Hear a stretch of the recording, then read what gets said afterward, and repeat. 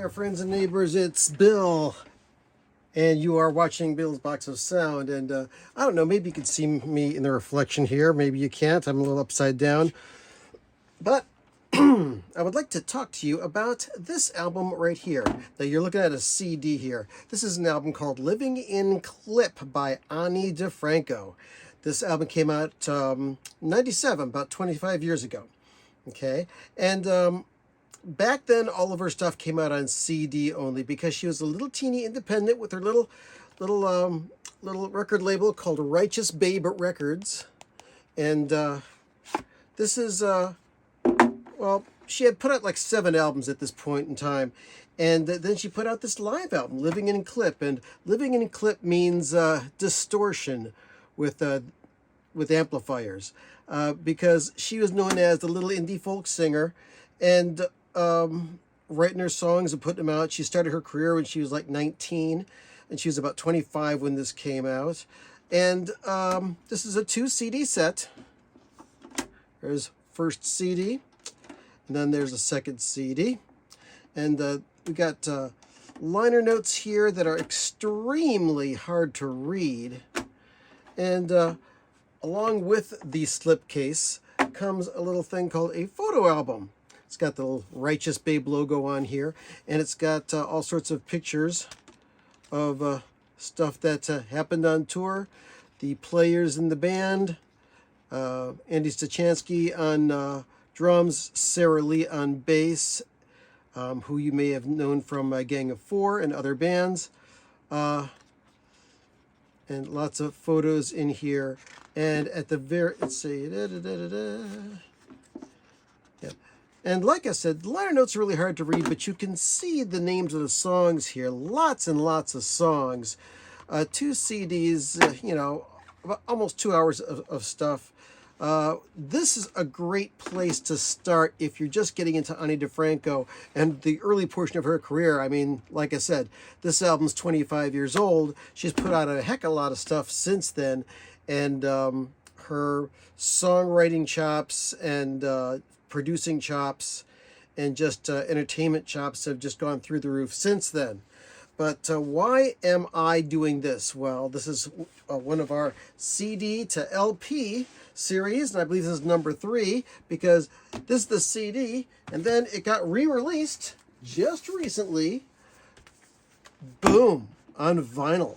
Now, if you notice that similar packaging here, it's got a different photo on the front cover, although this is great. I love this. And you open it up, and it's got a 3-fold where it's got all sorts of pictures.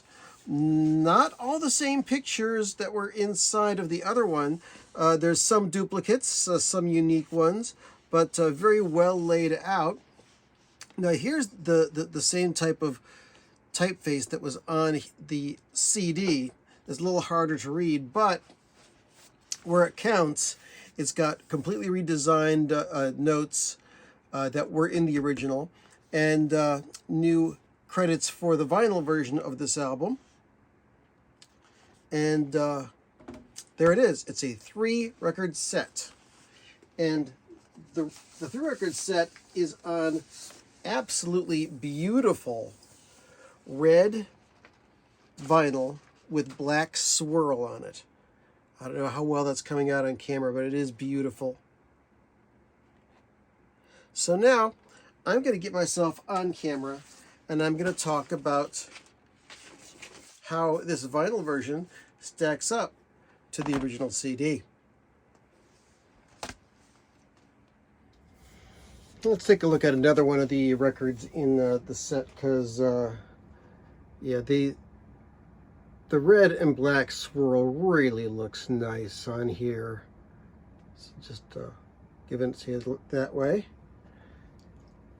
So, how does this album sound? Well, this album was originally recorded digitally. This is not an analog recording.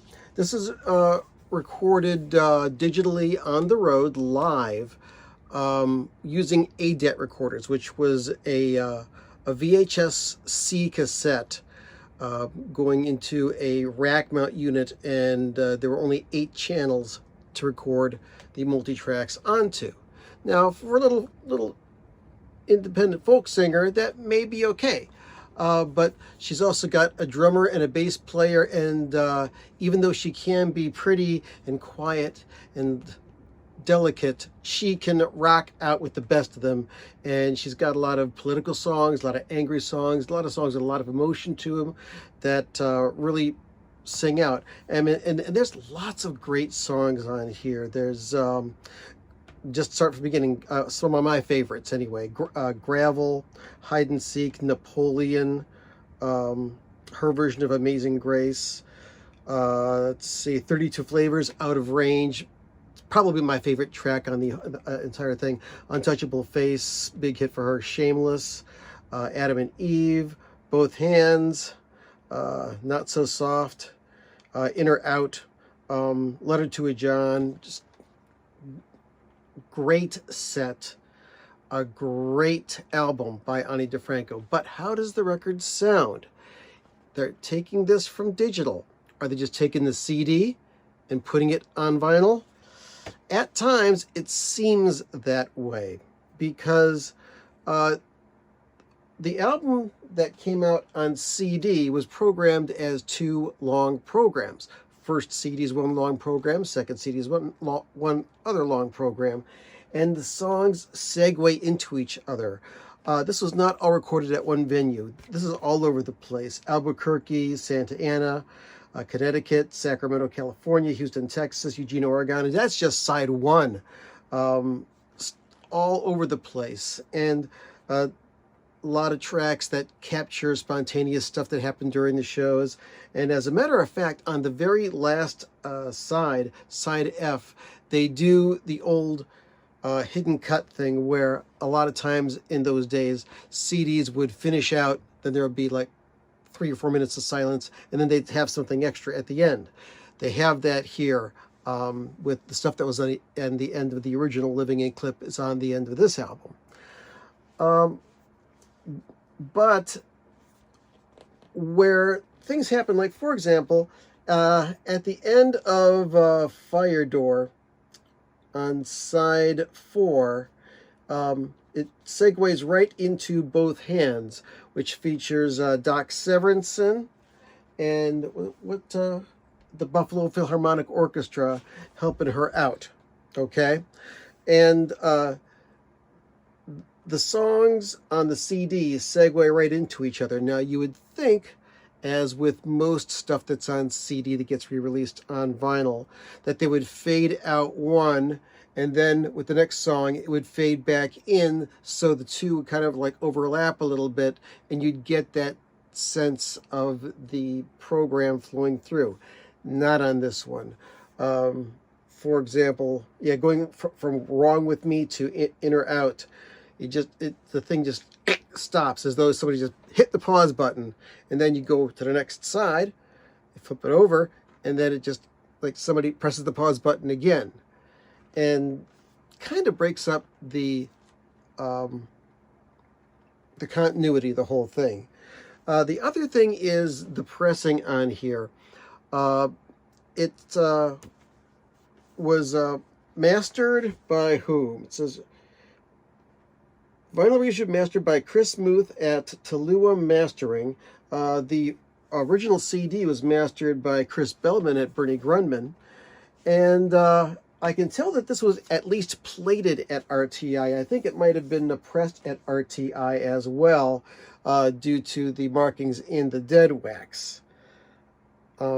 It's not a bad sounding album. It's a little bit more snappier than the CD, a little bit less compressed, but there were a lot of places where there was noisy grooves. I cleaned the record a couple of extra times, and that kind of helped out with the noise on the record. I may take this to a friend that has a ultrasonic cleaner and see if that can get all the rest of the noise off of this. But you know, overall, I'm really glad that this came out on album, because I really like this presentation. But is it better than the CD? In some ways, yes. You know, with the stopping and starting abruptly at the end and beginning of sides, I was really tempted to grade this with an F, but I'd probably rate it a C plus, possibly a B. And right here is the sticker, the hype sticker that comes along with it. First time on vinyl, triple 180-gram vinyl. So either way, check out Ani Difranco. If you don't know who she is, I know a lot of people do know who she is, fortunately. But if you've never heard of her, you're missing out on a lot. I mean, I don't agree with her a lot of times on some political things, but I just feed on her passion, and she's wonderful and damn smart business person too. So that is it for me. Thanks for watching. Thanks for subscribing. And if you haven't subscribed, what's wrong with you? Please subscribe. Had a great time. Hope you did too. And go listen to some Ani Difranco. I mean, you're on YouTube already. You can just search for her and listen to some stuff and get a feeling for what stuff you might want to buy. Because I got lots of Ani Difranco albums. I may do a feature on her sometime. You never know.